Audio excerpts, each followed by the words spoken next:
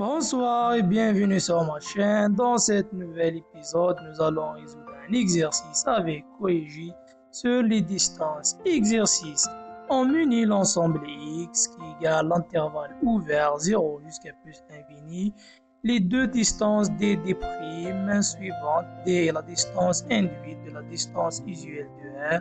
D' est défini par d' de xy qui égale la valeur absolue de 1 sur x moins 1 sur y.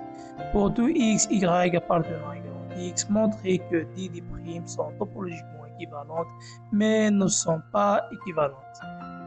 Rappel, soit x un ensemble non vide, et soit d' de distance définie sur x.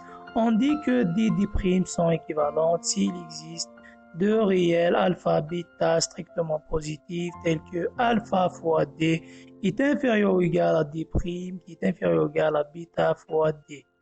On dit que deux distances sont topologiquement équivalentes si elles définissent même topologie, c'est-à-dire les mêmes ouverts et les mêmes fermés.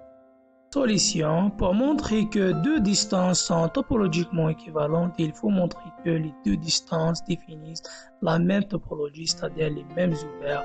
La topologie associée à une distance est définie par la réunion de boules ouvertes, mais il est un peu compliqué à déterminer la topologie associée à une distance. Il y a un théorème très utile pour montrer que deux distances sont topologiquement équivalentes. Il faut montrer que l'application identité est un homéomorphisme. Alors, dans notre cas, pour montrer que d' sont topologiquement équivalentes, il faut montrer que l'application identité qui est définie dans l'espace métrique x menu de la distance d usuelle a valeur dans l'espace métrique x menu de la distance d', x associé à l'application identité de x qui égale x est un homéomorphisme.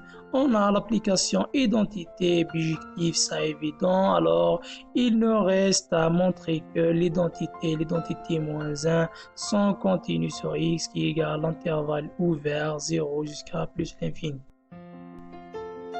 Montrons que l'identité est continue sur x, soit x0 appartenant à grand x qui égale l'intervalle ouvert 0 jusqu'à plus l'infini, et montrons que l'application identité est continue x0, c'est-à-dire la limite lorsque x tend vers x0 de l'identité de x égale l'identité de x, c'est-à-dire pour tout epsilon positif, est-ce qu'il existe un réel alpha positif tel que pour tout x appartenant à grand x, la distance entre x et x0 est inférieure à alpha, alors la distance d' entre l'identité de x et l'identité de x0 est inférieure strictement à epsilon, c'est-à-dire pour tout epsilon positif, est-ce qu'il existe un réel alpha positif tel que pour tout x appartenant à grand x qui égale l'intervalle ouvert 0 jusqu'à plus l'infini, la valeur absolue de x moins x0 est inférieure à alpha, alors la valeur absolue de 1 sur x moins 1 sur x0 est inférieure à epsilon. On a l'application f qui est définie de x dans R, x associé f de x qui égale 1 sur x qui est continu sur x, donc qui est continu en x0. Comme l'application f qui est définie sur x est continue, alors on a pour tout epsilon positif, il existe un état positif tel que la valeur absolue de x moins x0 est inférieure à état, alors on est la valeur absolue de f de x moins f de x0 est inférieure à epsilon, d'où il suffit de prendre alpha égale état. Montrons maintenant l'application identité moins 1 est continue, c'est-à-dire revient à démontrer que pour tout epsilon positif, est-ce qu'il existe un alpha positif tel que la distance d' entre x et x0 est inférieure à alpha, alors on est la distance entre x et x0 est inférieure à epsilon, équivalent à dire pour tout epsilon positif, est-ce qu'il existe un réel alpha positif tel que la valeur absolue de 1 sur x moins 1 sur x0 est inférieure à alpha, alors on est la valeur absolue de x moins x0 est inférieure à epsilon, on pose z est égal à 1 sur x et z0 est égal à 1 sur x0, c'est-à-dire revient à démontrer que pour tout epsilon positif, est-ce qu'il existe un réel alpha positif tel que la valeur absolue de z moins z0 est inférieure à alpha, alors on est la valeur absolue de 1 sur z moins 1 sur z0 est inférieure à epsilon.